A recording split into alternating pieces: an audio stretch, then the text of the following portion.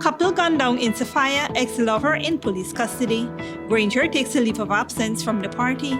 Over 3,000 adolescents vaccinated. In the region, Venezuela's regional elections, opposition coalition ends boycott.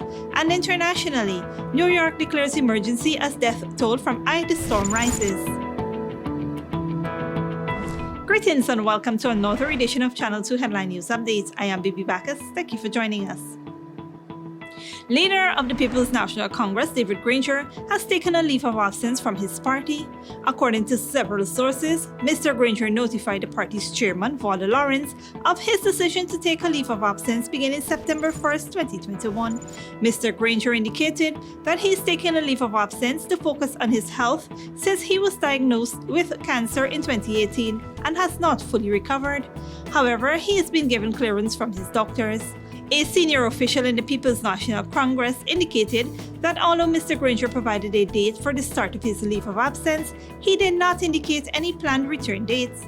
With Mr. Granger proceeding on a leave of absence, the chairperson of the PNC, Walter Lawrence, will take over the party as acting leader in keeping with the party's constitution.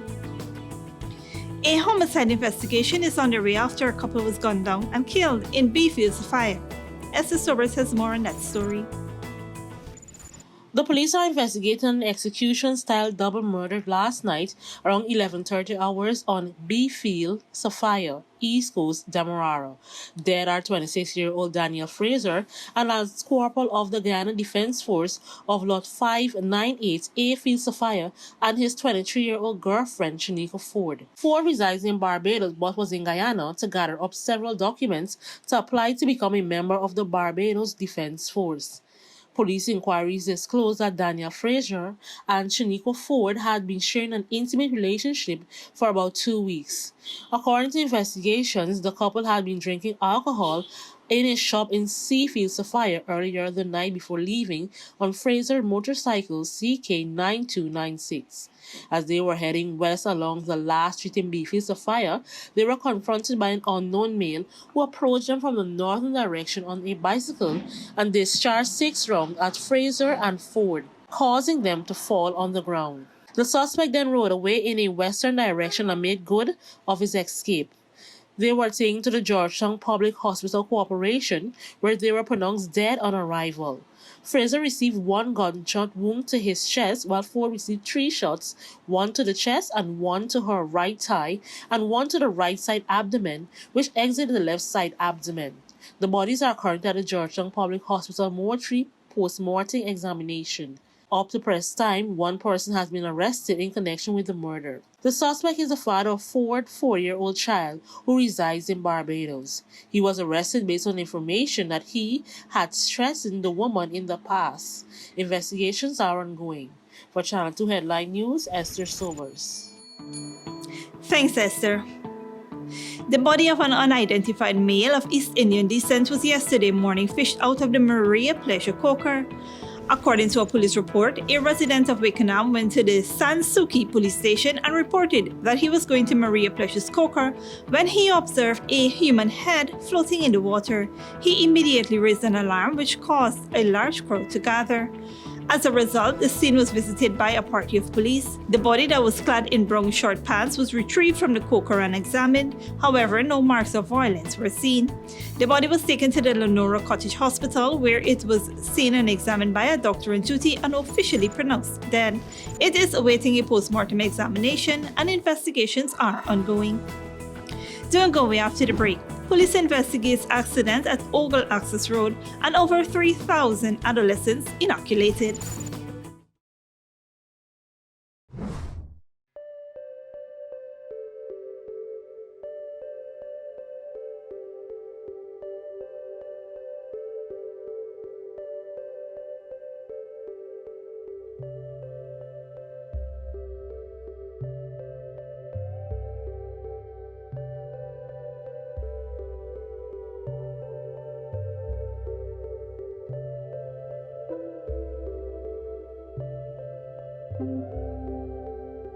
Good girl forget things. What's the problem, Granny? I want money for those surgery. I was dancing and I fall and fracture my hip. If you need some quick money, you should check Lender's Jewelry and Pawn Shop. Lender's Jewelry and Pawn Shop, Lot 238 South Road, Border, Georgetown. Get jewelry made to order in just 72 hours. We also accept vehicles. Lender's, best rates, longest payback period. Boys, I get through. Plus, I could dance again. Lender's Jewelry and Pawn Shop. Welcome to Kissoon's Furniture. Find everything you need for your home and more under one roof in our newly decorated showroom. Our locally crafted furniture has been perfected over the last 60 years. From our hands to your home, we also bring to you our newly introduced lines of imported furniture and sleep center, where you can find a wide range of beds and mattresses. Kissoon's Furniture, furnishing homes for over 60 years.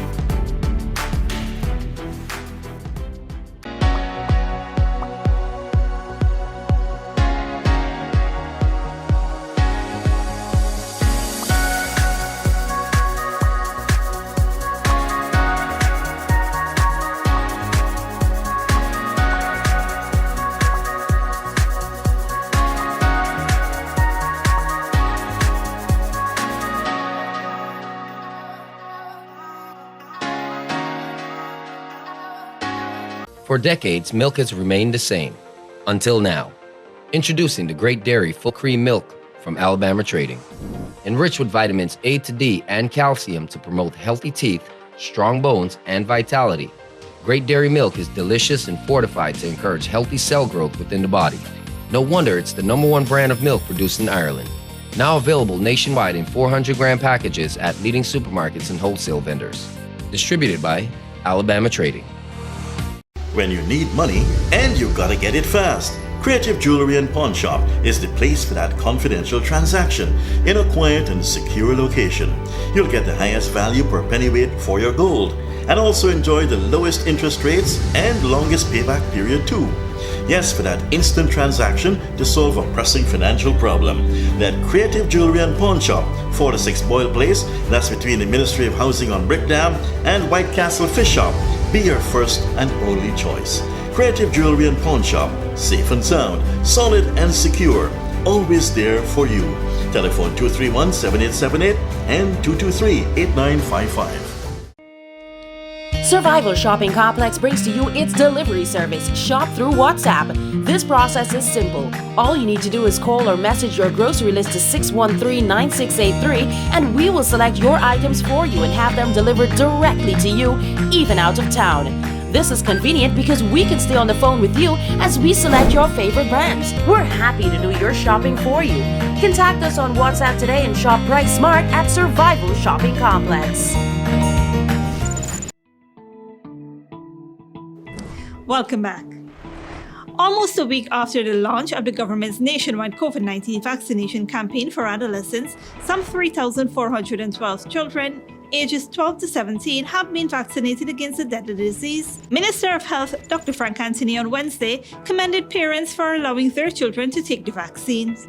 Yesterday we were at two sites, one on the East Coast at Bladen Hall, and we were also on the East Bank at Diamond. And I think we had a very successful day yesterday because at Diamond we got 538 students who got their vaccines, and at Bladen Hall it was 697 students who got their vaccine. So far, since we've started this exercise last Thursday, as of today we have given out about 3,412 doses of the Pfizer vaccine to our children. So it is going good. We have a very strong partnership with the Ministry of Education, and it is rolling out smoothly. On Wednesday, the vaccination team vaccinated students at Queen's College, Bishop's High School, and other students in schools located around the area. The vaccination team worked in Region 3 today at various secondary schools.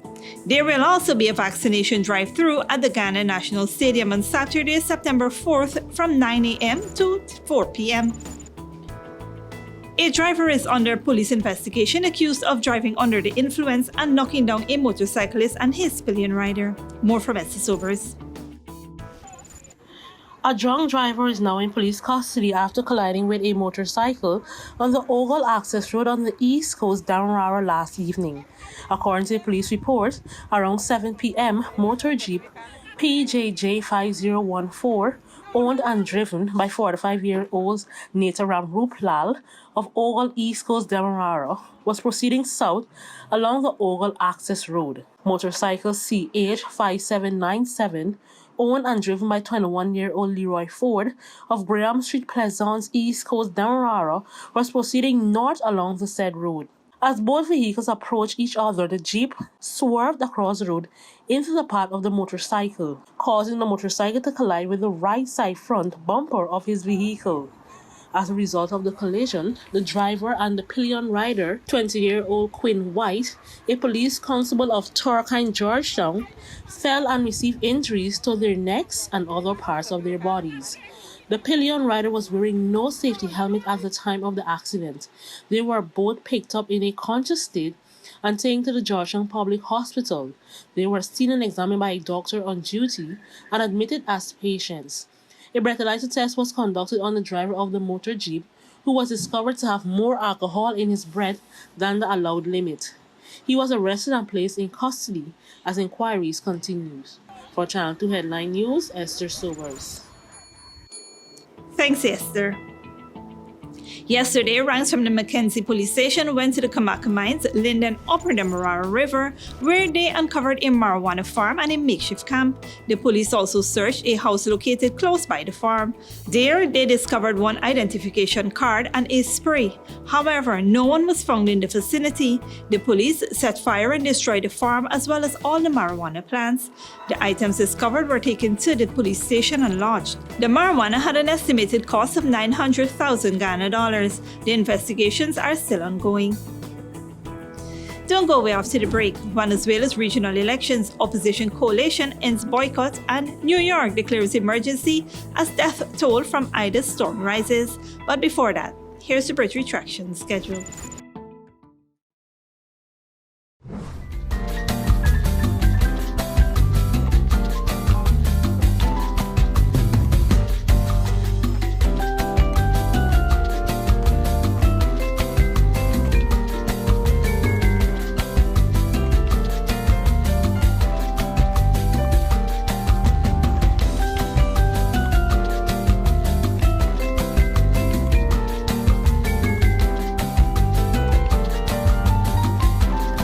When you need money and you gotta get it fast, Creative Jewelry and Pawn Shop is the place for that confidential transaction in a quiet and secure location.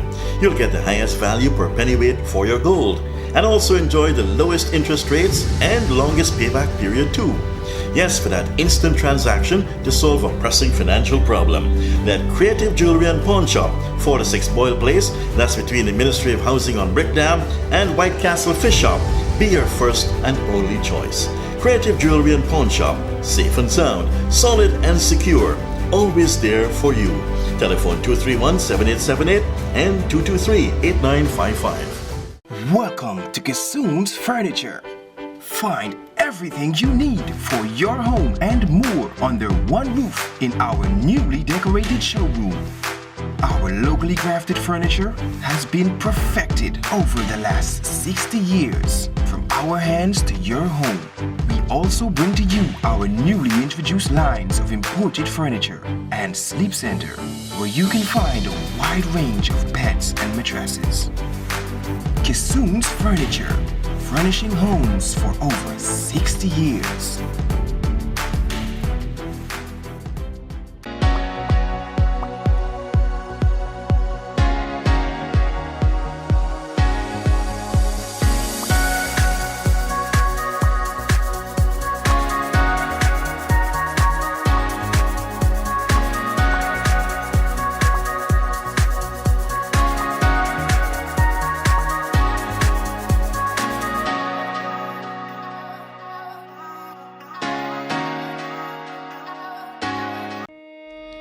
Survival Shopping Complex brings to you its delivery service, Shop Through WhatsApp.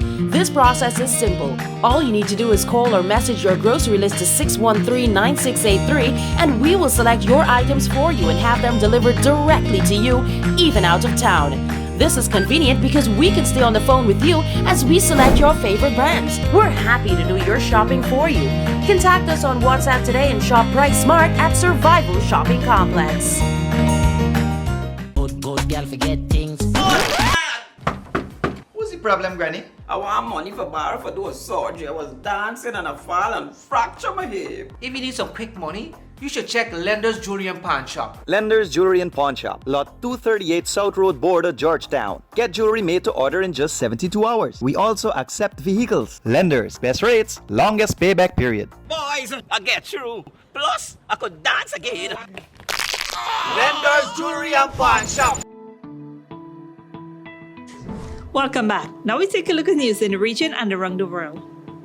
Venezuela's opposition is switching tactics after boycotting regional and local elections for the past 4 years. After months of internal disagreement, the main opposition coalition has agreed to field candidates in November. Al Jazeera's Lucia Newman reports. Would they or wouldn't they? That was the question. That's finally been answered.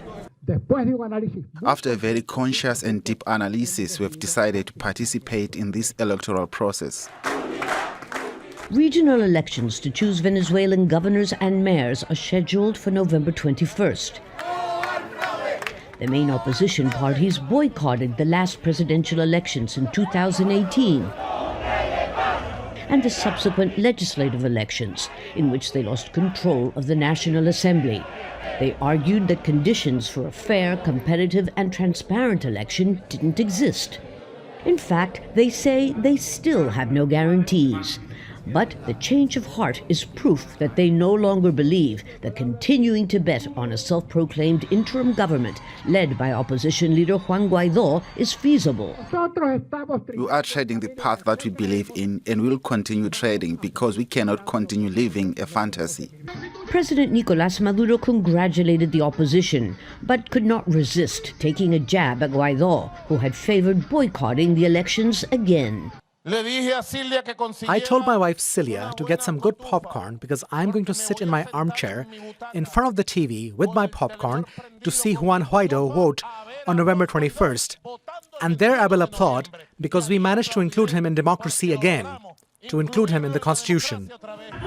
Maduro has good reason to celebrate. He hopes opposition participation in the elections will ease international pressure and help restore diplomatic recognition by many EU, Latin American, and North American countries. But participating in the elections also gives the opposition a chance to gain ground, especially while carrying out intense negotiations with the government to recover the independence of Venezuela's democratic institutions. Guaidó responded to Maduro, tweeting, "Get serious. We all know there are no guarantees of a free and fair election. That's exactly why you are sitting at a negotiating table with those of us who are demanding electoral and political guarantees and a timetable for future elections." Maduro is demanding that the United States and Great Britain remove stiff economic sanctions in exchange for progress being made in the internationally sponsored negotiations taking place in Mexico City. For that to happen, the government will have to be prepared to make concessions that until now have been unthinkable. Lucia Newman, Al Jazeera. Internationally, New York City is in a state of emergency after Mayor Bill de Blasio said record-breaking rain across the city has caused streets to flood and creating dangerous road conditions. Al Jazeera's Zain Brasravi reports. Hurricane Ida has been tearing across the United States, making its way from the Gulf of Mexico to the East Coast. Downgraded to a storm, it continued to plow through parts of Pennsylvania, New York, and New Jersey, leaving behind chaos and destruction. It was pretty quick.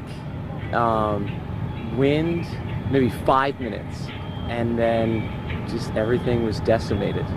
So I turned off the radio and just heard everything there, like the roof, everything collapsing, so we all jumped under the steps.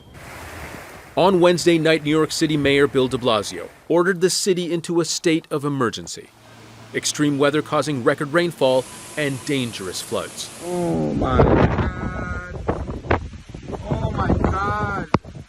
In Pennsylvania, thousands of people had to leave a town where rain caused dam waters to reach dangerous levels. Some residents of Maryland and Virginia were also forced to abandon their homes, schools and businesses closing until further notice. The extreme weather event has also extended from the Appalachian Mountains into Massachusetts. And tornadoes in parts of New Jersey saw flights grounded. Newark's Liberty International Airport was also closed. Even trains into the terminal were suspended. The impact from Ida has been so extreme, the U.S. National Weather Service issued a flash flood warning in New York City for the first time. Zain Basravi, Al Jazeera. And finally, after nearly 2 years of home studying during the pandemic, students in Lebanon are returning to school, but they are likely to miss out for a third year as the Lebanese education sector faces its worst crisis in years. Al Jazeera's Sarah Kirat reports. It's a big day for Ihab, who's registering his children at a local school, but he's concerned for their future. We're scared this academic year won't continue, especially for those starting school for the first time. Some parents are struggling financially and can't afford to send their children. I'm worried whether we'll be able to continue paying school tuition and expenses. More than 1 million children in Lebanon have been out of school since the pandemic began. The economy has deteriorated further, and now major fuel shortages, daily electric and internet blackouts means classrooms may stay emptier for longer. We're concerned for our students. How will they get to school without fuel or afford meals? This is a poor neighborhood. Parents earning little money are in a difficult situation. They can't even afford to not just live but survive. We need solutions. Some school officials and teachers have told Al Jazeera that in the absence of a clear plan by the caretaker government, they've been forced to rely on themselves. Now, this is one of many schools in Lebanon that relies on an electric generator to even stay open. It says it has enough fuel for the first month of the new school year, which is due to start, but teachers are not sure what they're going to be doing beyond that. They've already started looking at alternative options to the smart interactive board there and computers that school students rely on, and they're replacing them with these. These are the old-fashioned whiteboards. Some schools say that they'll be able to use solar panels, but it's an extremely expensive option that not all schools in the country can afford. Nearly 3/4 of schools in Lebanon are private, but higher tuition fees are forcing thousands of students to switch to state schools this year. Just over half of Lebanon's population now lives in poverty. High inflation and the devaluation of the Lebanese lira to almost 20,000 to the dollar means basic school supplies are unaffordable for most. Last year was cost 35,000. Now it's by 111,000. This is normally the busiest time of the year for Farid, but he's hardly sold any academic books. The caretaker education ministry hasn't printed them out this year, leaving mostly imported but expensive ones on offer. The ministry says it's waiting on assistance from the finance and energy ministries plus international donations. We're facing many challenges. It doesn't mean we're ready, but we're working day by day on a plan to make it easier for students to return to school. If Lebanon loses its education sector, it loses everything. Loss is something Karma knows well. She quit a job as a teacher to start a new life outside of Lebanon. Teachers have threatened to go on strike if their salaries aren't increased. They say $50 a month paycheck barely covers daily expenses.